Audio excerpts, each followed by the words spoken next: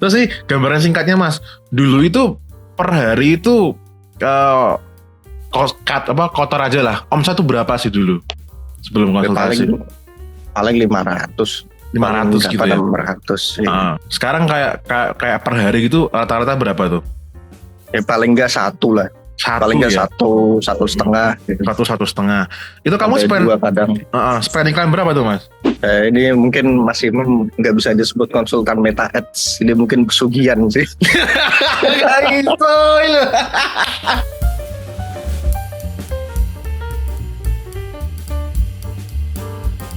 Halo guys, kali ini kita ada klien Mas Parno. Wah, Mas Parno ini kemarin itu konsultasi ya, dan awalnya datang itu agak susah mukanya gitu, karena penjualannya menurun, padahal dia udah ya beli e-course dari aku dan sebagainya. Ya walaupun memang hasilnya udah sempat pernah oke ya Mas ya, terus mengalami penurunan gitu. Nah sekarang itu udah jauh lebih bagus. Nah pasti kan teman-teman di sini kan penasaran kan apa yang dilakukan, atau lebih tepatnya gini, sebelum konsultasi itu dulu kondisinya Mas Parno itu seperti apa gitu, terus progres yang kayak gimana, terus sampai sekarang tuh kayak gimana. Nah untuk menjawab tiga itu, mungkin kalau Mas Parno berkenan gitu, boleh dikenalin, terus mungkin bisnisnya apa kalau misal mau berkenan kenalkan ke teman-teman gitu. Monggo Mas Parno. Halo, nama saya Parto. Saya jualan semprotan anti hama sih sebenarnya. Oke, baik Mas. Terus gimana dulu awal ketika datang konsultasi itu gimana kondisimu?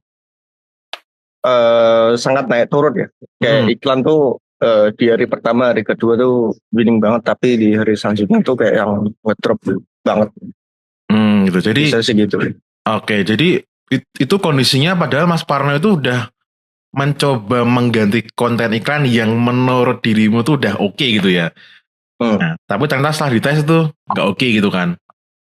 Nah, terus yang pada saat itu aku cek gitu kan Mas Parno bilang gitu, terus kita bedah dashboard gitu guys. Nah, ternyata konten iklan yang udah Mas Parno testing lagi dan lagi itu sebenarnya gitu-gitu doang. Bener ya Mas Parno gitu. Terus aku bilang, Mas mohon maaf nih Mas gitu.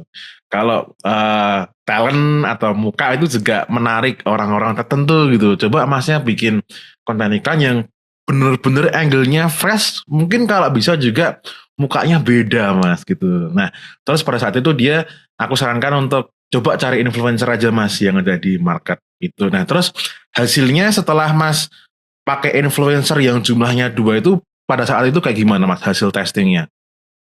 Hasil testingnya kan 2 kan. Yang satunya oke, yang satunya kurang. Bikin terus satunya ini oke banget. Nah oke-nya itu gambarnya gimana? Dulu cost per purchase-nya produkmu itu awal-awalnya itu tuh berapa pas boncos, terus setelah testing angle baru influencer yang kamu bayar itu jadi berapa Mas? Dulu tuh paling berapa kalau ditarik panjang rata-rata 100-an ribu ya per purchase-nya gitu kan. Nah terus setelah ganti pakai influencer itu jadi berapa Mas? 40-30. 40-30, tapi itu yang awal-awal Mas, kita yang awal-awal tuh di angka 50-an ribu ya? Iya 50. 50-an ribu. Nah terus setelah itu guys, aku saranin lagi nih, coba Mas angle yang udah winning itu dicariin angle lain tapi masih dalam satu koridor itu ya Mas ya. Terus testing lagi itu turun jadi, maksudnya testing lagi konten iklan itu jadi turun lagi jadi 40-an ribu, bener ya? Terus Mas, tapi kan hasilnya itu kan juga nggak semerta-merta karena testing konten iklan ya. Ada juga dirimu testing penawaran. Nah coba ini dijelaskan ke teman-teman nih, penawarannya dirubah menjadi seperti apa gitu. Jadi mulai dari harga sih Mas. Harga tuh aku nanya ke KOL-nya, Kak ini fair price-nya berapa gitu. Kalau misal kakak jadi customer, rela bayarnya berapa gitu. Saya tanya gitu Mas. Akhirnya segini sini Kak. Yaudah kita nurut aja. Kita nurut. Terus akhirnya yang Mas Imam saranin waktu itu, ini untuk ukuran segini, ini ruangan segini. Itu jadi juga ditulis untuk berapa bulan apa semacam itu tulis juga.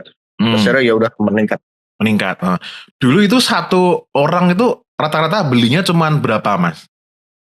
Belinya cuma 1, 2 gitu. Terus sekarang setelah harga dan paketannya dirombak itu satu orang jadi beli berapa rata-rata? 1 sampai 6 sih Mas. 1 sampai 6 ya. Jadi walaupun cost per resultnya di kemarin tuh KPI-nya kalau nggak salah di 20-an ribu Pak ya. Iya, Ya kan? 20. Walaupun masih jauh di 20 ribu, di 40 ribu, tapi per transaksinya nominalnya lebih gede daripada kemarin ya. Oke. Nah, berarti sekarang kondisinya sekarang penjualannya walahan nih Mas ya. Wah, polaan Mas. Gak nyangka sih apa pulakannya gak masuk akal Mas. Oke, terus sih gambaran singkatnya Mas. Dulu itu per hari itu kotor aja lah. Omset tuh berapa sih dulu sebelum konsultasi? Paling 500. 500 gitu ya. 600. Sekarang kayak per hari gitu rata-rata berapa tuh? Paling enggak 1 lah. Paling enggak ya? 1,5. 1,5. Itu kamu spend iklan berapa tuh Mas? Untuk sekarang sih paling 300-400 ya. Ya itu tergantung jumlah konten iklan yang dites juga ya Mas ya. Oke. Yang jelas dengan omset segitu sekarang kondisinya profit ya Mas ya. Oh, ngeri Mas. Oke. Kalau mungkin boleh share nih ke teman-teman gitu, itu profitnya itu berapa persenan tuh Mas? Kalau bersih yang net profit tuh 25-30 kan. 25-30% ya. Oke. Tentu itu juga kebantu banget setelah harga dan penawarannya dirombak ya Mas ya. Yes. Kalau satu orang cuma beli satu ya emas kempis ya. Emas kempis Mas. Oke. Gak expect lah sampai beli sampai 6 itu. Aku yang jual sendiri juga. Ini buat apa nih beli 6? Ya karena penawarannya lebih masuk akal, dianggap oleh marketnya gitu. Makanya terus mereka, oh iya jadi tugas kita tuh kayak memudahkan mereka untuk mengambil keputusan gitu loh Mas. Gitu. Terus Mas Parno nih, ini last but not least nih, saran buat teman-teman nih yang jadi brand owner juga kayak Mas gitu, dan juga masih megang iklannya atau mungkin advertisernya nih gitu. Saran buat teman-teman itu apa Mas ketika iklannya itu stuck kayak Mas kemarin? Ya nomor 1 emang ya riset di luar dashboard sih. Oke. Lebih ke tanya orang misal dari sisi konten, terus harga juga sebenarnya pengaruh banget ya. Terus apa penggunaan dan lain-lain. Nanya orangnya aja. Sekarang memang ulik dashboard itu cuman paling sehari berapa menit sih, 30 paling. Betul.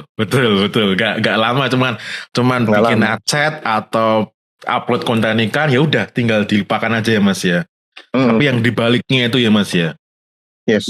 Itu berarti dirimu ngechat tadi pertama influencernya ya Mas ya, dirimu chat gitu ya. Terus existing customer juga kamu chat juga berarti Mas ya. Yes, benar. Selain itu apakah ada data lain yang kamu dapatkan Mas? Sumbernya dari mana gitu yang lain?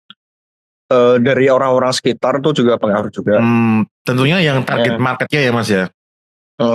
Oke. Dengan begitu maka produknya dan konten iklannya menjadi lebih relevan gitu ya Mas ya. Yes. Oke Mas, ini last but not least gitu Mas. Menurut Mas Parno nih dari pengalamannya konsultasi pertama nih ya sampai sekarang gitu, apakah Mas merekomendasikan buat teman-teman, terus misal kalau merekomendasikan itu sarannya gimana? Apa newbie boleh langsung konsultasi ya? Nggak boleh juga sih. Coba apa? Buat konsultasi sih di musik emang wajib ya. Kayak harus dibredel satu persatu, kita jadi banyak insight yang masuk juga gitu. Itu menurut saya sih wajib banget. Ini mungkin masih nggak bisa disebut konsultan Meta Ads, ini mungkin pesugihan sih. No, bukannya guys ya, aku bukan pesugihannya guys ya. Bercanda. Oke guys, itu ya guys, kalau teman-teman kepengen konsultasi dan memungkinkan mendapatkan hasil seperti Mas Parno, tapi tidak sama persis ya tentu karena produknya berbeda, marketnya berbeda, yang mengeksekusi juga berbeda. Tapi di sini aku bisa ngebantu seperti Mas Parno karena aku punya pengalaman ya dari ya pengalaman ngebedah klien-klien gitu atau pengalaman sendiri, nah digunakan oleh Mas Parno di eksekusinya dia gitu. Oke guys, untuk kali ini aku cukup sudahi. Kalau lo pengen konsultasi juga, linknya di bawah, tapi harap memenuhi semua syarat-syaratnya. Kayak Mas Parno ini, dia udah ngiklan ya, dia bukan orang kemarin lah gitu ya. Jadi dia udah pengalaman iklan baru dia konsultasi gitu. Oke, terima kasih waktunya Mas Parno.